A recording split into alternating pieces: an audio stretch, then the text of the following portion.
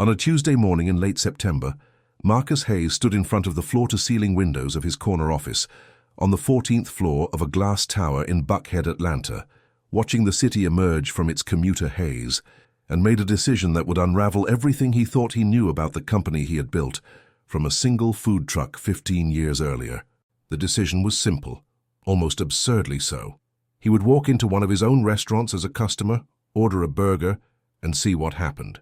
But the simplicity masked a suspicion that had been growing in his mind for months, fed by spreadsheets that did not add up, by customer complaint patterns that his regional managers kept explaining away, and by a quiet, persistent voice in his head that sounded a lot like his late grandmother, telling him that sometimes you have to see a thing with your own eyes before you can believe it is real.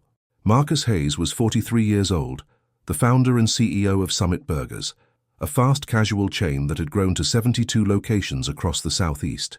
He had started Summit in 2010 with a food truck in the old Fourth Ward, back when the neighborhood was still finding its footing in the post-recession landscape. The concept was straightforward: high-quality burgers made from locally sourced beef, fresh-cut fries, craft sodas, and a commitment to hiring from the community. By 2015, he had opened his first brick-and-mortar location. By 2018, he had 12. By 2022, Summit Burgers had become a regional phenomenon, the kind of success story that business magazines loved to write about, especially because Marcus was a black founder who had bootstrapped his way up without venture capital, without a famous mentor, without any of the advantages that the traditional narratives assumed were necessary. He had done it with bank loans, with sweat, with a culinary degree from a community college, and a business plan he had refined at the kitchen table of the house his grandmother left him. The company had gone through its growth spurts and its stumbles. There had been a health inspection scandal in 2019 that turned out to be baseless, but still cost them weeks of damage control. There had been supply chain nightmares during the pandemic. There had been the usual labor challenges, the usual real estate headaches, the usual tension between maintaining quality and scaling up. But Summit had survived, and by most measures, it had thrived. The brand was strong, the food was good. The numbers, for the most part, looked solid. Yet over the past 8 months, Marcus had started noticing something that made him uneasy. Certain locations were underperforming in ways that did not match their demographics or foot traffic. Customer complaints at those locations had a pattern, a recurring theme that his regional managers kept dismissing as isolated incidents or misunderstandings. And when Marcus had asked his head of operations to dig deeper, the answers he got back felt evasive, painted over with corporate language that did not actually explain anything. If you are watching this story unfold and it resonates with you, hit that like button, because these moments, uncomfortable as they are the ones that matter most when we talk about accountability and change. So Marcus had decided to do something he had not done in years: go undercover. Not in the dramatic reality television sense with disguises and hidden cameras and a production crew, but in the older, simpler sense. He would dress like a customer, walk into one of the problem locations, and see what happened when no one knew he was the man who signed their paychecks. The location he chose was the Summit Burgers on Candler Road in East Atlanta, a neighborhood with a majority black population. A location that should have been thriving but was instead bleeding customers and racking up complaints at a rate that made no sense.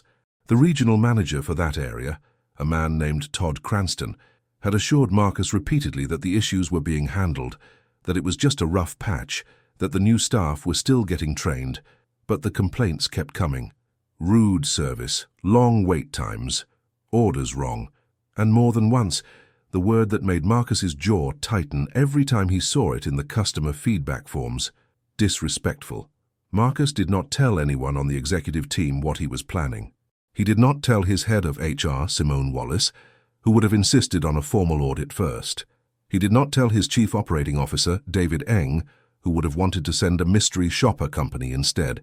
He told his assistant to clear his calendar for the afternoon, and he told his wife Angela over breakfast, and she had looked at him for a long moment and then said, "Be careful," not because she thought he would be in physical danger, but because she knew what it meant when Marcus got that look on his face, that quiet, determined look that said he was about to pull on a thread and see what unraveled.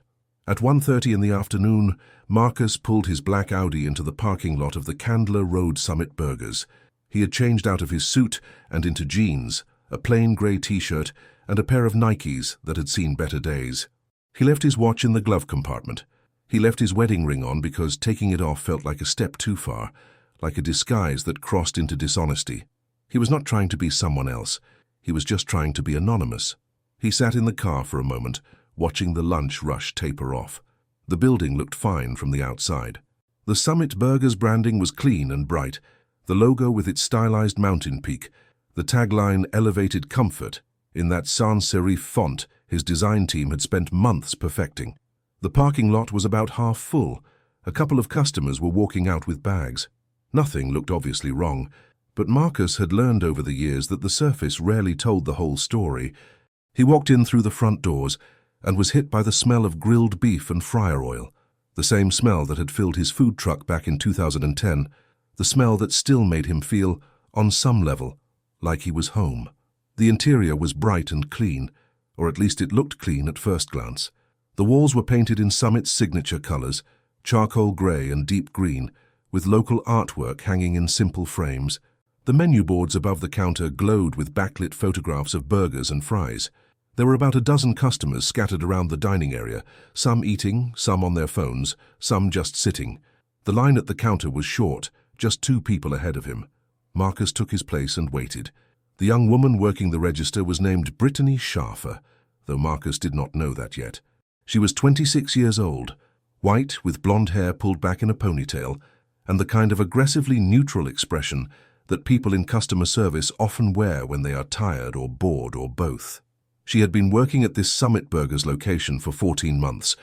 Her employee file, which Marcus would review 2 days later, would show that she had been written up twice, once for being late to her shift, once for arguing with a customer over a refund.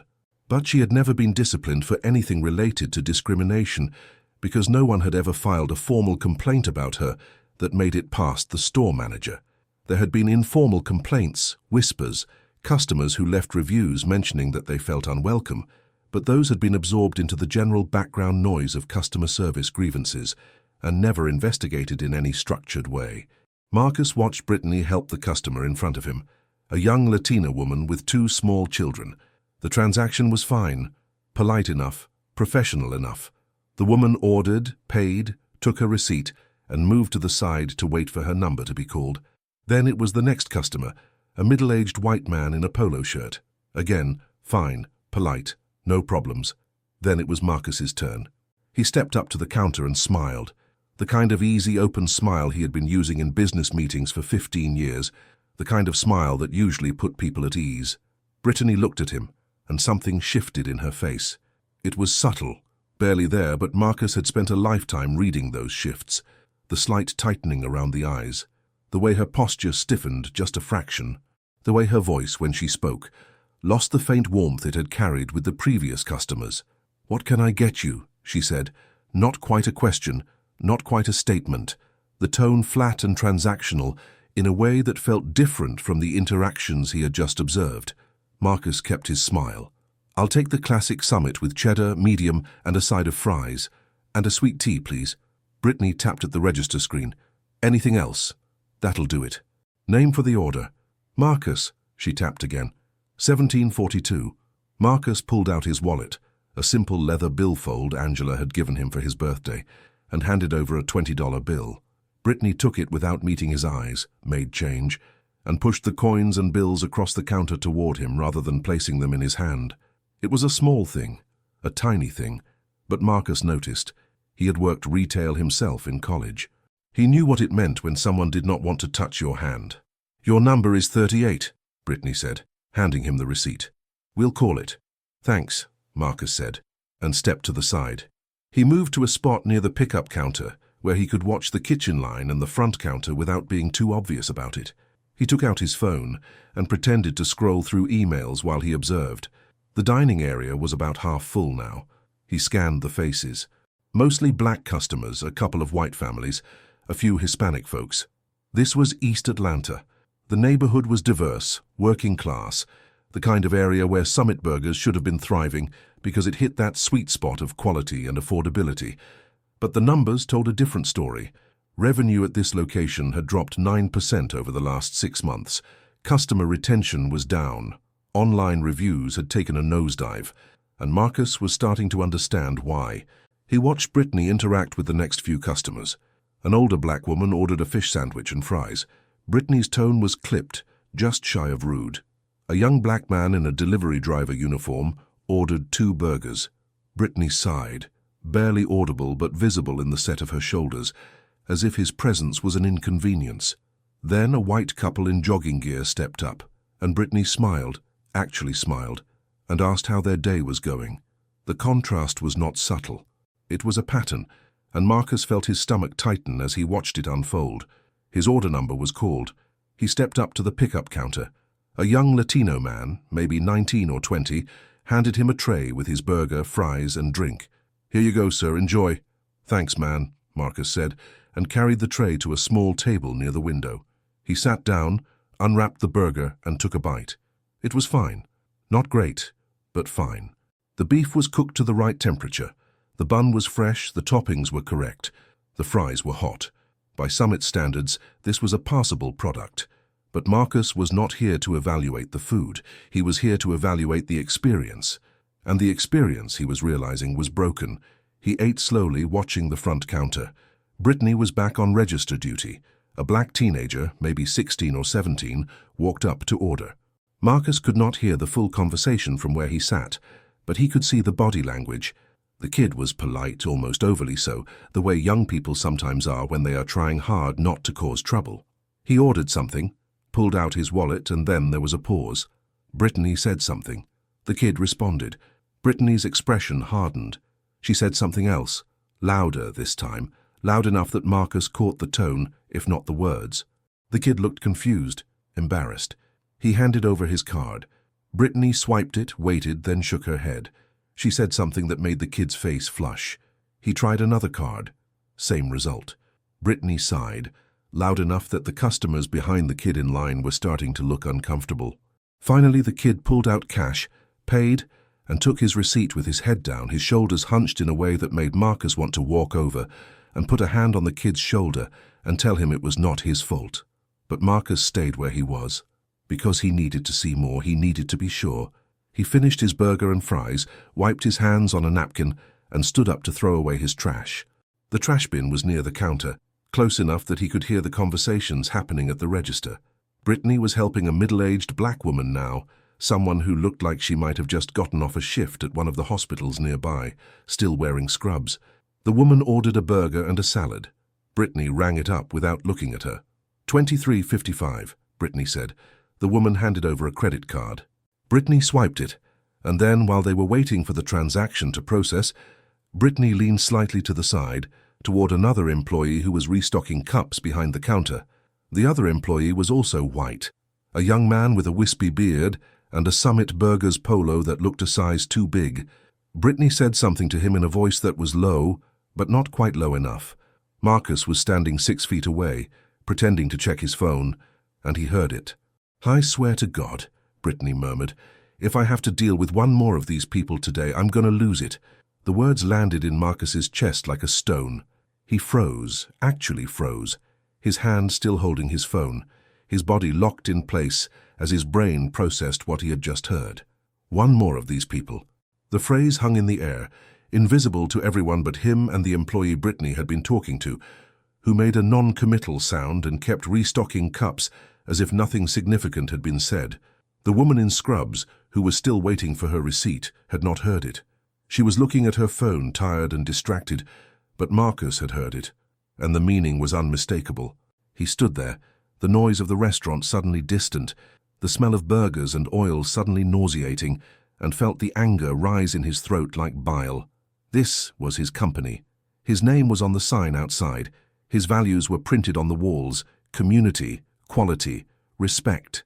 And here in one of his own restaurants, in a neighborhood where most of his customers were black, an employee was standing behind the counter and referring to those customers as "these people," with all the venom and contempt that phrase implied. And the worst part, the part that made Marcus's hands shake as he shoved his phone into his pocket, was that she had said it casually, comfortably, as if it was not the first time, as if it was just another day. Marcus walked out of the restaurant and stood in the parking lot, breathing hard, trying to steady himself. His first instinct was to walk back in, to confront Brittany right there, to say, "I am Marcus Hayes. I own this company. You are fired." But he did not. Because firing one person would not fix this.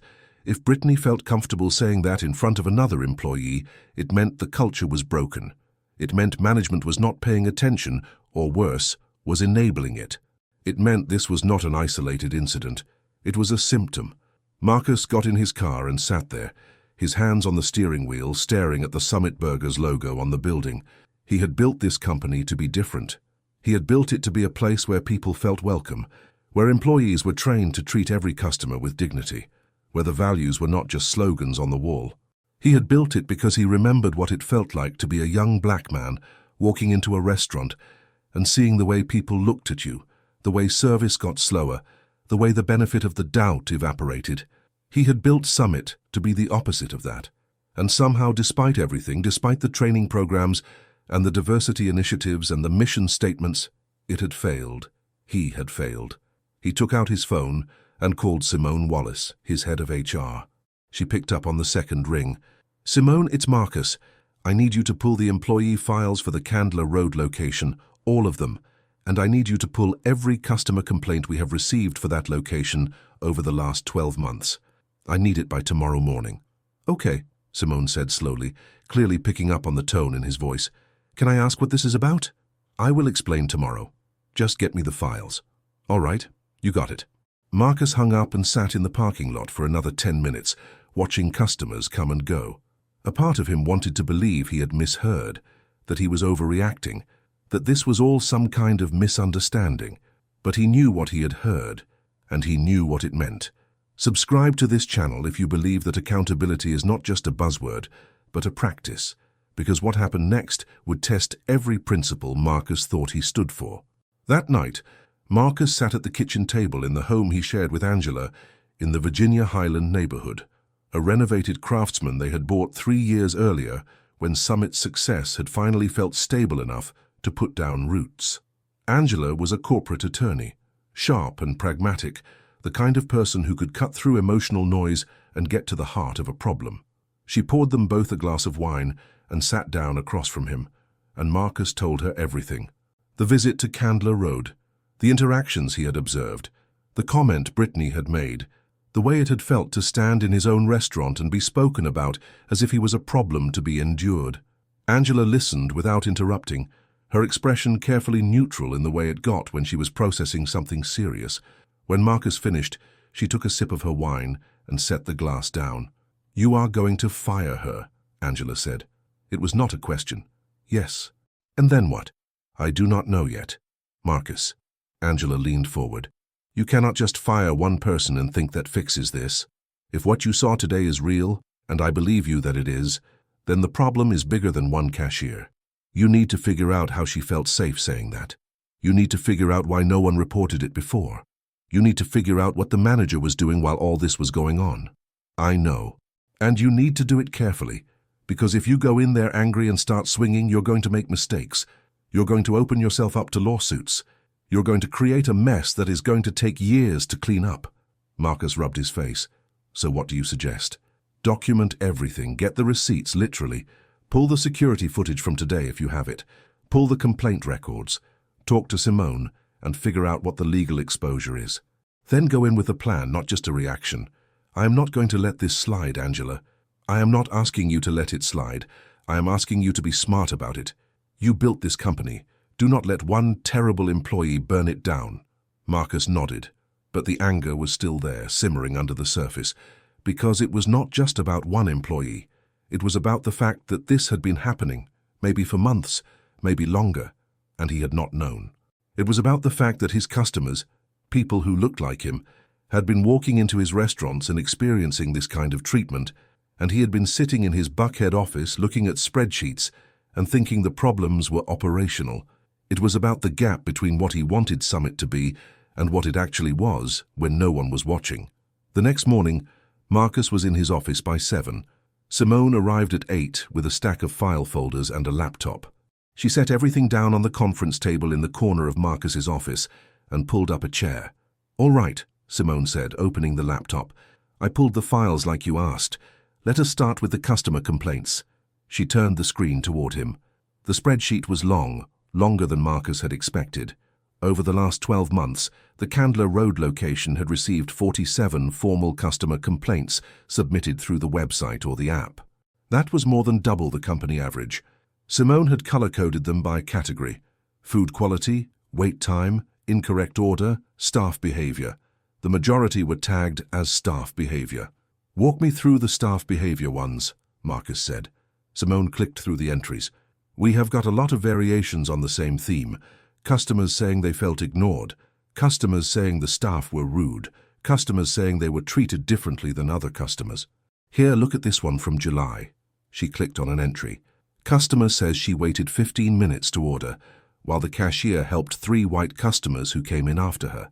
Customer says when she finally got helped, the cashier rolled her eyes and acted annoyed. Did anyone follow up on that? According to the notes, it was forwarded to the regional manager, Todd Cranston. He marked it as resolved, said he spoke to the staff about customer service standards. Did he identify which staff member it was? No. Did he document the conversation? No." Marcus felt the knot in his stomach tighten. "Next one." Simone clicked again. "This one is from August. Customer says he was accused of trying to scam the restaurant when his credit card declined even though he had another card that worked. Says the cashier made a scene and embarrassed him in front of other customers. Again, forwarded to Todd, marked as resolved. Let me guess. No documentation of follow-up. Correct. They went through 10 more complaints. The pattern was unmistakable. Customers, predominantly black customers, based on the descriptions and neighborhood demographics, reporting feeling disrespected, ignored, or outright mistreated. And every single complaint had been funneled to Todd Cranston, who had marked them as resolved without any meaningful investigation or documentation. Marcus leaned back in his chair. "Get Todd on the phone. So I want him in this office today. Already set up. He will be here at 2. Good. Now show me the employee files." Simone switched folders and pulled up the personnel records for the Candler Road location. There were 18 employees total, 1 general manager, 2 shift managers, and 15 crew members. Marcus scanned the names, the hire dates, the disciplinary records. The general manager was a man named Kyle Eddington, 41 years old, white, who had been with Summit for 3 years. His file was clean, no write-ups, no complaints. But Marcus knew that a clean file did not mean clean management, especially if the manager was not documenting problems. "Tell me about Brittany Schaffer," Marcus said. Simone pulled up the file. "Brittany Schaffer, 26, hired 14 months ago. 2 write-ups, both minor. 1 for tardiness, 1 for a dispute with a customer over a refund. The refund incident was back in June. Customer wanted a refund because her order was wrong. Brittany refused. Customer escalated to the manager. Kyle gave the refund and wrote Brittany up for not following protocol."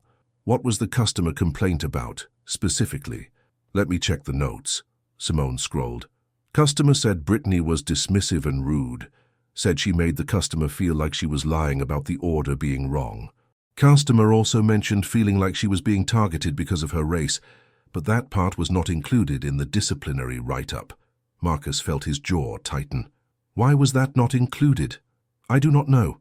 Kyle wrote up the incident, and he focused on the refund policy violation, not the discrimination allegation.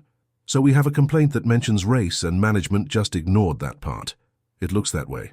Marcus stood up and walked to the window. The city stretched out below him, bright and indifferent.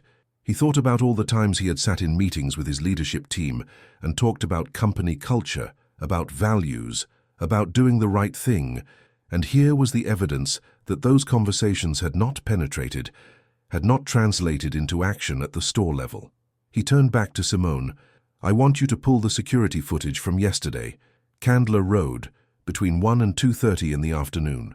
I want every angle you can get, and I want you to pull the transaction logs for the same time period. I need to see who was working and what happened." "Marcus, can you tell me what is going on?" he told her. He told her about the visit, about what he had observed, about the comment he had heard. Simone's expression grew grimmer with every sentence. "Okay," she said when he finished. "Okay. We need to handle this carefully." If we are going to terminate someone for discrimination, we need evidence. The security footage will help, but you also need to be prepared for the possibility that she denies it or that the footage does not capture the audio. I know what I heard. I believe you, but we need to build a case that will hold up if she decides to sue us for wrongful termination. She said these people, Simone. She said it standing behind the counter, talking about our customers. I do not care if she sues. I care about the fact that it happened. I understand. But you built this company and you have a responsibility to protect it. So we do this the right way. We get the footage. We interview the other employees who are on shift. We document everything, and then we make the decision. Marcus nodded. She was right. Angela was right. He needed to be methodical about this, even though every instinct in his body was telling him to drive back to Candler Road and fire Brittany on the spot. He sat back down. All right, get the footage, set up the interviews, and make sure Todd knows that when he gets here, he is going to need to explain why none of these complaints were properly investigated. Simone nodded and gathered up the files. I will get started. And Marcus, for what it is worth, I am sorry. I should have been paying closer attention to the complaint patterns. This is not on you. This is on me. I am the CEO. The culture is my responsibility. Simone left, and Marcus spent the next few hours making calls, rescheduling meetings, clearing space in his calendar. He called David Eng, the COO, and gave him a version of the story that was true, but not complete. He said there were issues at Candler Road, issues with management and employee conduct, and that he was handling it personally. David offered to get involved, but Marcus told him to hold off. This was something Marcus needed to see through himself. At 2 o'clock, Todd Cranston arrived. Todd was 52, a former restaurant district manager for a big national chain who had joined Summit 4 years earlier during the expansion phase. He was competent, by most measures. His region's overall numbers were decent, but Marcus had always found him a little too smooth, a little too quick with explanations that did not quite add up. Todd walked into Marcus's office wearing khakis and a Summit polo, his smile wide and confident. Marcus, good to see you. Simone said you wanted to talk about Candler Road. Marcus did not smile back. Sit down. Todd's smile faltered. He sat. Marcus slid a printed copy of the complaint spreadsheet across the desk. I want you to explain to me why the Candler Road location has received 47 customer complaints in the last 12 months, more than double the company average, and why every single one of them was marked as resolved with no documentation of follow-up. Todd glanced at the spreadsheet, then back at Marcus. Well, you know, customer complaints are part of the business. We get them at every location. I have been working with Kyle to improve training and customer service standards. That is not what I asked. I asked why there is no documentation. I mean, I talk to Kyle every week. We go over issues. I give him feedback. It is all verbal. I guess I could have been better about putting it in writing, but the important thing is that the issues got addressed. Did they? I believe so, yes. Marcus leaned forward. Todd, I am going to ask you a direct question, and I need you to give me a direct answer. Have you received complaints from customers at Candler Road about being treated differently because of their race? Todd hesitated, just for a moment, but it was enough. I mean, people sometimes feel like they are being treated unfairly. It is usually a misunderstanding. You know how it is. People are sensitive. People are sensitive, Marcus repeated, his voice flat. That is your explanation. I'm just saying, we live in a diverse area, and sometimes customers read things into interactions that are not really there. I have talked to the staff. They are good people. They are not racist. Marcus stood up. Get out of my office. Todd blinked. Excuse me? Get out. You are suspended, effective immediately, pending investigation. Simone will be in touch with next steps. Leave your keys and your company laptop with her on your way out. Marcus, come on. You cannot be serious. What did I do? You ignored complaints. You failed to document incidents. You dismissed customers who were telling you they were being mistreated. And you sat in my office just now and tried to tell me that people are too sensitive. Get out. Todd opened his mouth, closed it, then stood up. His face had gone red. You are making a mistake. No, you made the mistake. I'm fixing it. Todd left, and Marcus stood at his desk, breathing hard. Simone appeared in the doorway a moment later. I heard, she said. Are you sure you want to suspend him before we finish the investigation? I am sure. If he is coaching Kyle or anyone else before we get to interview them, it is going to contaminate everything. We need him out of the loop. All right, I will get the suspension letter drafted, and I have the security footage pulled up. Do you want to review it now? Marcus nodded and followed Simone down the hall to a conference room where she had set up her laptop. She pulled up the footage from the Candler Road location, time-stamped from the previous afternoon. There were 4 camera angles, one covering the front counter, one covering the dining area, one covering the kitchen line, and one covering the drive-through. Simone queued up the front counter angle and hit play. Marcus watched himself walk into the restaurant, watched himself stand in line, watched the interactions he had observed in person now play out again on the screen, this time with the cold objectivity of a surveillance camera. The footage confirmed everything he remembered, the way Brittany's demeanor changed when he approached the counter, the way she did not meet his eyes, the way she slid the change across the counter instead of handing it to him, and then later the moment with the woman in scrubs. Simone paused the footage at the point where Brittany leaned over to speak to the other employee. "Okay, this is the moment you told me about," Simone said. "But we have a problem. The camera does not have audio. We can see her mouth moving, but we cannot hear what she said." Marcus stared at the screen. He could see Brittany's lips moving, could see the expression on her face casual and vicious at the same time. But Simone was right. Without audio, they could not prove what was said. His word against hers. "Interview the other employee," Marcus said, "the one she was talking to. See if he will tell us what she said. And if he does not remember, or if he says she did not say anything, then we still have a pattern of behavior. We have the complaints. We have the footage showing differential treatment. We have enough to take action." Simone nodded. "I will set up the interviews, but Marcus, you need to be prepared for pushback. Brittany might claim that you are retaliating against her for something unrelated, or that this is all a misunderstanding. You need to have your story straight. My story is that I went to one of my restaurants as a customer and witnessed discrimination. That is not retaliation. That is accountability. I hope you're right." The interviews took place over the next 3 days. Simone brought in an outside HR consultant to help, someone with experience in workplace investigations, to make sure everything was done by the book. They interviewed Kyle Eddington, the general manager, first. Kyle was defensive, insisting that he ran a tight ship, that his employees were good people, that any complaints were isolated incidents blown out of proportion. When Simone pressed him on why he had not documented the racial discrimination allegations, Kyle said he had not thought they were credible. He had thought the customers were just unhappy about something else and playing the race card. Marcus, listening to the interview through a speakerphone in his office, had to leave the room to keep himself from shouting. They interviewed the other employee who had been working the counter with Brittany, the young man with the wispy beard. His name was Connor Mills, 23, and he was scared. Simone and the consultant sat him down in a neutral office space, explained that he was not in trouble, and asked him to recount what he remembered about the previous Tuesday afternoon. Connor was evasive at first, saying he did not remember much, that it had been a busy shift. But when Simone showed him the security footage and pointed to the moment when Brittany leaned over to speak to him, Connor's face changed. He looked at the screen, looked at Simone, and then looked down at his hands.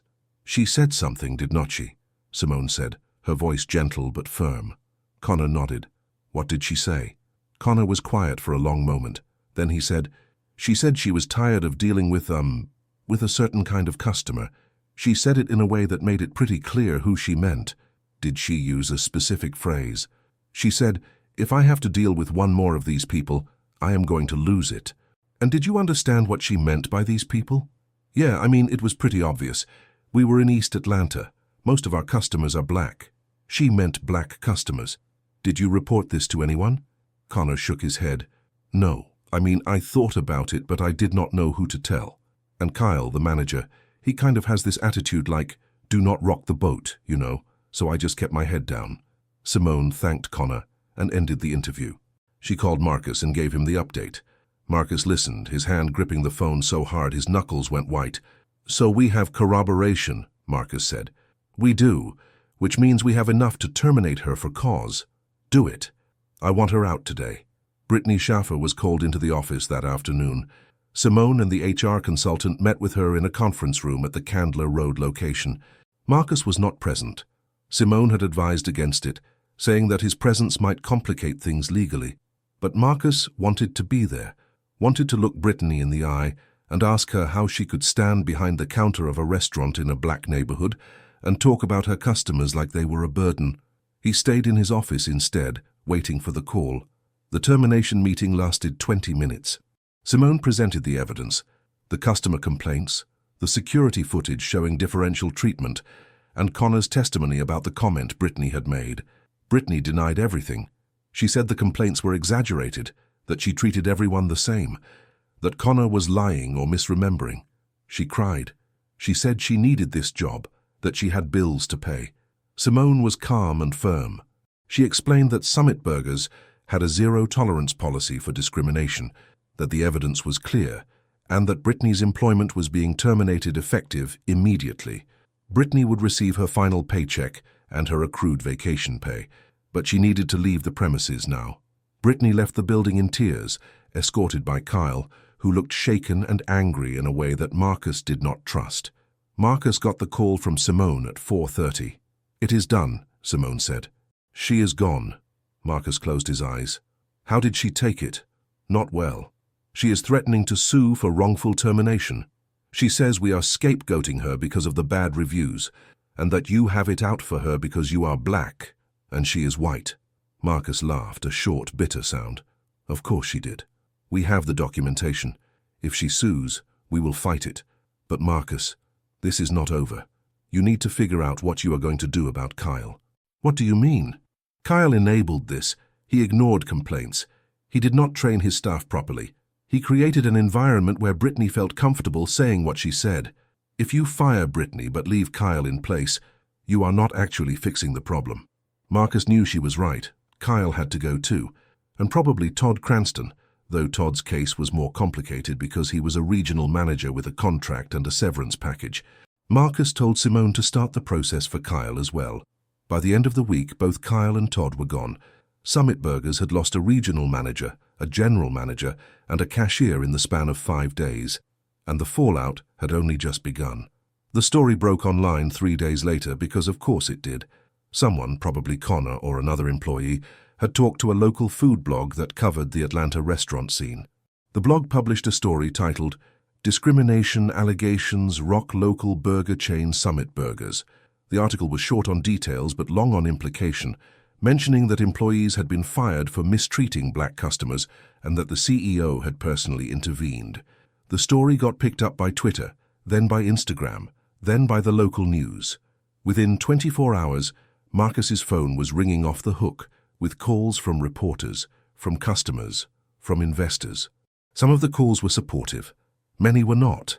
There were people who accused Marcus of overreacting, of ruining people's lives over minor incidents. There were people who said he should have handled it quietly, that airing the company's dirty laundry in public was bad for business.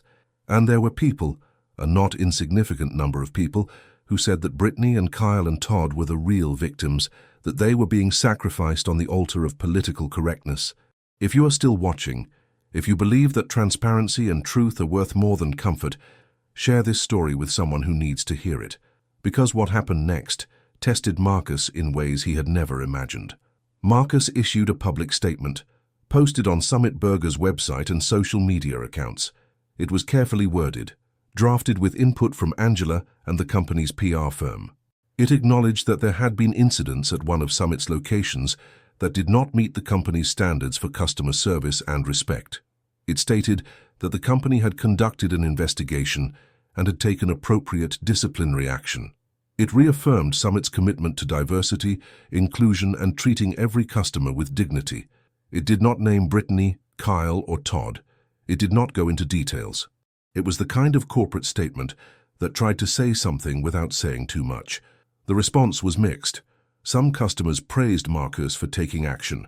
Some said the statement was too vague, that Summit needed to be more transparent about what had happened and what the company was doing to prevent it from happening again.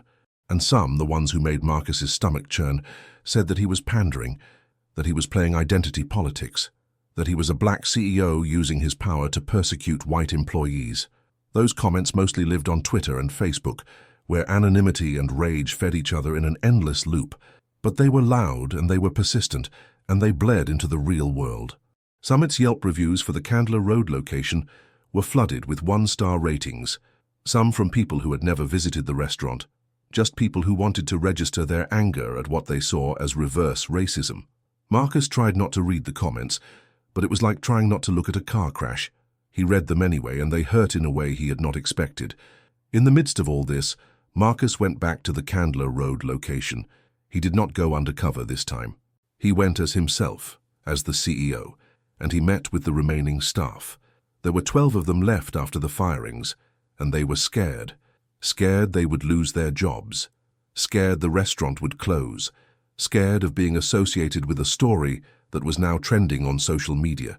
Marcus stood in the dining room, which had been closed to customers for the meeting, and looked at their faces.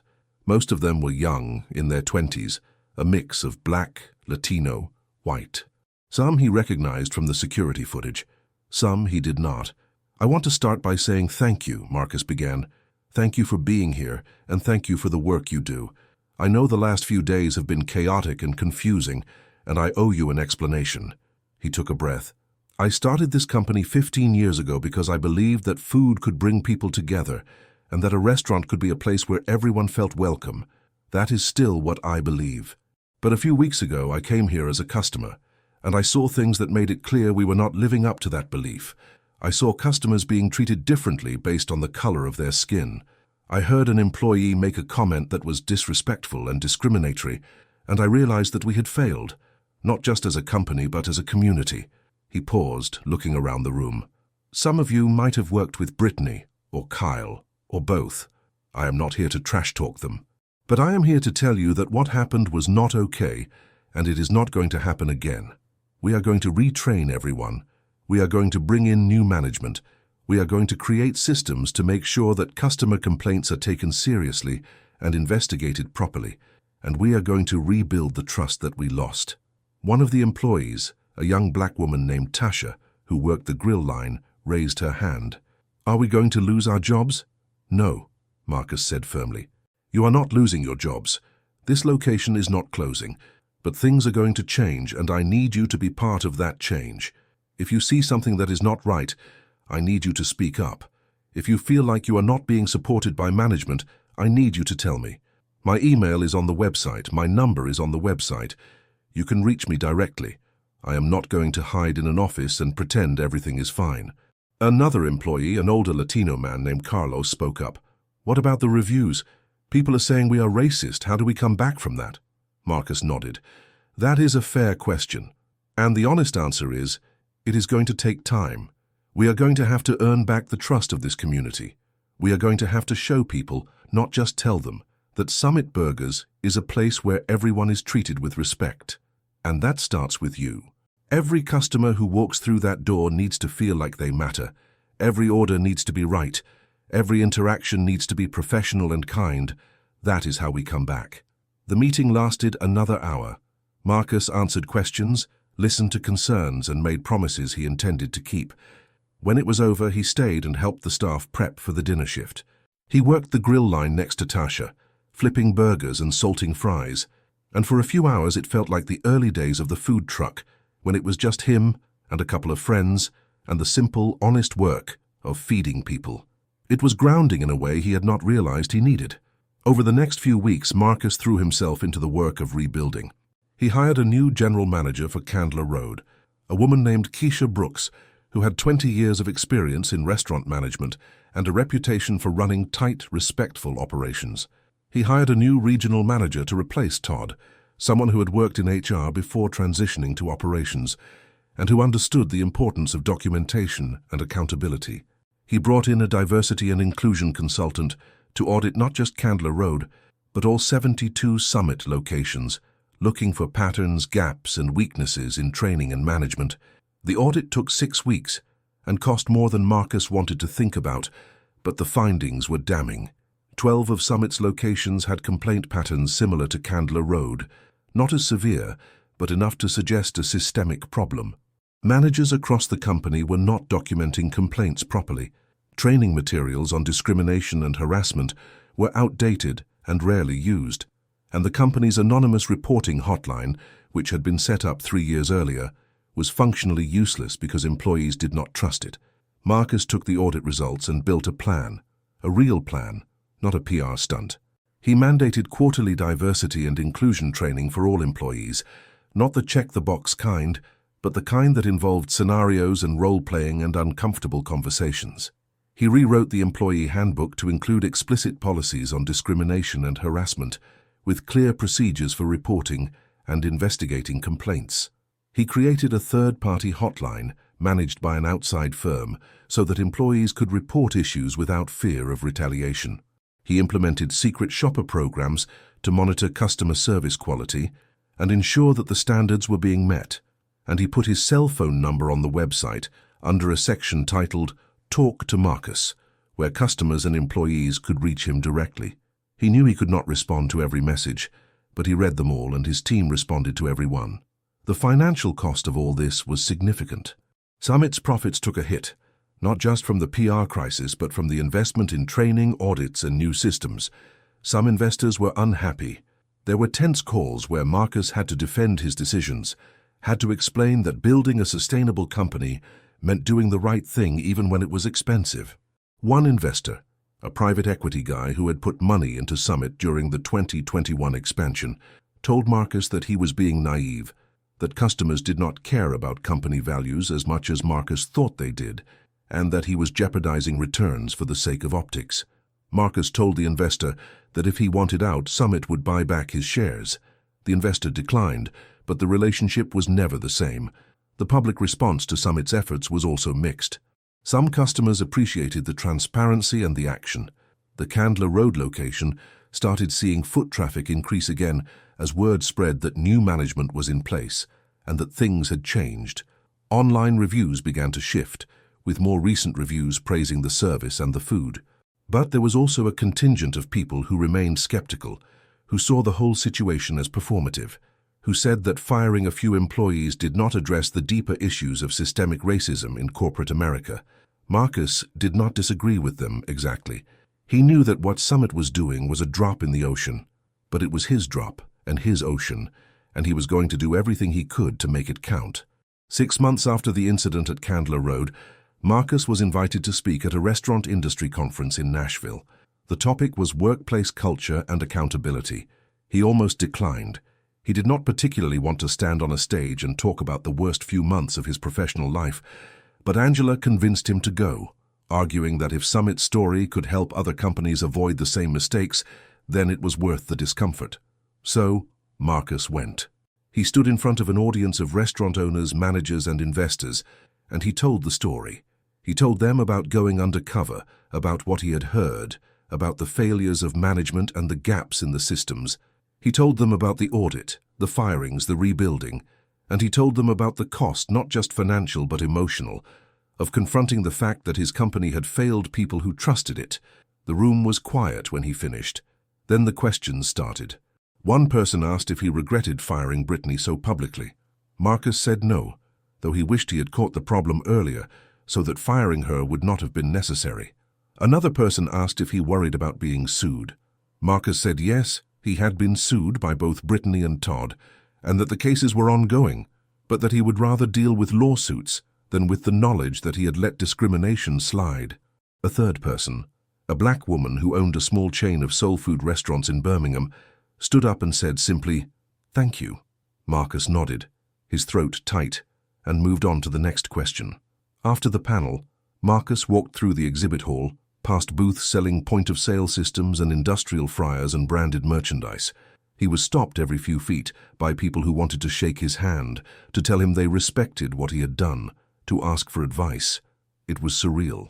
He had spent months feeling like he was failing, like he was stumbling through a crisis with no roadmap, and here were people telling him he had done something right. He did not know if he believed them, but he appreciated it. That night, back in his hotel room, Marcus called Angela. She was at home in Atlanta, getting ready for bed. "How did it go?" she asked. "It went. People were nice, supportive mostly. That is good, I guess." Angela was quiet for a moment. "You are still beating yourself up about this, are not you? I should have known. I should have been paying attention. Marcus, you cannot be everywhere at once. You have 72 locations. You have hundreds of employees. You did the best you could, and when you found out there was a problem, you fixed it. I do not know if I fixed it. I am trying to fix it. But every time I think we are making progress, something else comes up. Last week, we had a complaint at the Decatur location about a manager making inappropriate comments to a female employee. The week before that, there was an issue at the Marietta location with a vendor being overcharged. It is like playing whack-a-mole. That is called running a company. Problems do not stop, you just get better at handling them. Marcus laughed, a tired sound. When do I get better? You are already better than you think. Go to sleep. You have a flight in the morning. Marcus hung up and lay in the dark, staring at the ceiling. He thought about Brittany wherever she was now. He had heard through the grapevine that she had found another job at a retail store in the suburbs. He wondered if she had learned anything, if she had thought about what she had done, if she felt any remorse. He doubted it. People like Brittany rarely did. They told themselves stories where they were the victim, where the world was unfair to them, where their actions did not have consequences.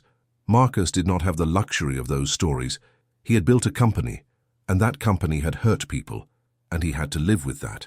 He could fix the systems, fire the bad actors, implement all the training in the world, but he could not undo the harm. He could only try to make sure it did not happen again. A year after the incident, the Candler Road Summit Burgers was thriving. Revenue had rebounded, and the location was now outperforming the company average. Keisha Brooks, the new general manager, had turned the place around with a combination of discipline, empathy, and relentless attention to detail. The staff had stabilized and turnover had dropped. Customer reviews were consistently positive. Marcus visited the location every few months, not undercover, just as himself, and every time he walked through the doors, he felt a complicated mix of pride and sorrow.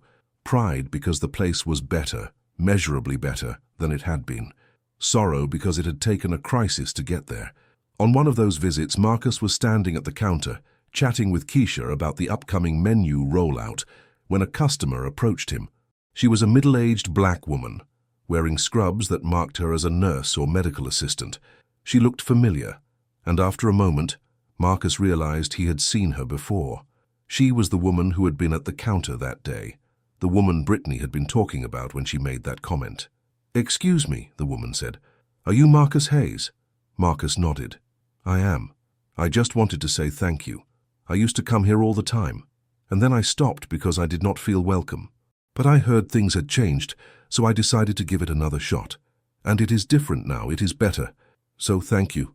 Marcus felt something crack open in his chest, some tight, guarded place that he had been holding closed for months. "Thank you for coming back," he said, his voice rough. "That means a lot." The woman smiled and walked away, and Marcus stood there, rooted to the spot, trying not to cry in the middle of his own restaurant. Keisha put a hand on his shoulder. "Oh, you did good," she said. "We did good," Marcus corrected. "You did the hard part." Keisha shrugged. "You made it possible. That is leadership." Marcus stayed at the restaurant for another hour, talking to staff, watching the lunch rush, tasting the new menu items. He left feeling lighter than he had in months. The lawsuits from Brittany and Todd were still pending, though Marcus's lawyers were confident they would win. The company was still rebuilding trust in a few locations. The work was not done, but it was progress, real progress, and that was enough. 2 years after the incident, Summit Burgers opened its 80th location, a flagship store in downtown Atlanta with a rooftop patio and a full bar. The opening was covered by local media, and Marcus did a round of interviews talking about the company's growth, the challenges of scaling, and the importance of staying true to your values even when it was hard. In every interview, someone asked about the Candler Road incident, and Marcus did not shy away from it. He talked about what had happened, what he had learned, and what the company had done to change. He talked about the fact that building an inclusive culture was not a one-time fix but an ongoing commitment. He talked about the fact that he had failed, and that failing had made him a better leader. And he talked about the fact that accountability was not just about punishing bad actors, but about creating systems that prevented harm in the first place. The interviews were hard. Marcus hated reliving the story, hated seeing his own mistakes dissected in public, but he did it because he believed it mattered, because he believed that other companies, other leaders, needed to hear that it was okay to admit you had screwed up as long as you did the work to make it right. Because he believed that staying silent was a kind of complicity. Angela was there for the flagship opening, standing next to Marcus as they cut the ribbon and posed for photos. Their daughter, 8 years old now, was there too, bouncing with excitement because she got to be part of the celebration. After the ceremony, Marcus and Angela stood on the rooftop patio, looking out at the Atlanta skyline, and Angela said, "You know, I am proud of you." Marcus turned to her. "For what?" "For not giving up, for doing the hard thing, for caring enough to fix it." Marcus looked back at the skyline, the city stretching out in all directions, full of people and stories and struggles and resilience. He thought about the woman in scrubs who had thanked him at Candler Road. He thought about Tasha and Carlos and the rest of the staff who had stayed and rebuilt. He thought about Keisha and the new systems and the training programs and all the small unglamorous work that went into making a company better. He thought about the fact that he would never know how many customers had walked into a Summit Burgers and felt seen, felt respected, felt like they mattered. He would never know how many people Brittany and Kyle and Todd had hurt before he caught them. He would never know if what he had done was enough, but he knew he had tried. And he knew he would keep trying, because that was the deal. That was the responsibility. When you built something, you were accountable for what it became, and if it became something ugly, you had to tear it down and build it again. There was no shortcut. There was no easy way. There was just the work. Marcus put his arm around Angela and watched the sun set over the city, the sky turning gold and pink and violet. Somewhere down below, in one of his restaurants, someone was making a burger. Somewhere a customer was walking through the doors. Somewhere an employee was learning how to do things the right way. And Marcus, standing on the rooftop with his wife and his daughter and the weight of everything he had built, felt for the first time in a long time like it was going to be okay. If this story stayed with you, if it made you think about the systems we build and the people we hold accountable, then do one more thing. Share it with someone who needs to see that change is possible, that mistakes can be corrected, and that doing the right thing, even when it is hard, is always worth it. Summit Burgers did not become perfect. No company ever did, but it became better. And in the years that followed, as the chain continued to grow and evolve, Marcus held on to that lesson. Better was not the same as done. Better was a direction, not a destination. And as long as he kept moving in that direction, as long as he kept listening and learning and holding himself accountable, Summit Burgers would be the company he had always wanted it to be. A place where food brought people together. A place where everyone, no matter who they were or where they came from, could walk through the doors and feel welcome. A place where respect was not just a word on the wall, but a practice, lived out in every interaction, every order, every day. And when Marcus finally retired, 25 years after he had started the company, after Summit Burgers had grown to 200 locations across the South and Midwest, after he had trained a new generation of leaders and handed over the reins to someone he trusted, he looked back on that day at Candler Road, the day he had stood in line and heard those words, and he felt grateful. Not for the pain, not for the failure, but for the clarity. Because that was the day he had learned what kind of leader he wanted to be. Not the kind who ignored problems or made excuses, not the kind who valued profit over people, but the kind who faced the truth, no matter how ugly, and did the work to make it right. And in the end, that was all that mattered. All that.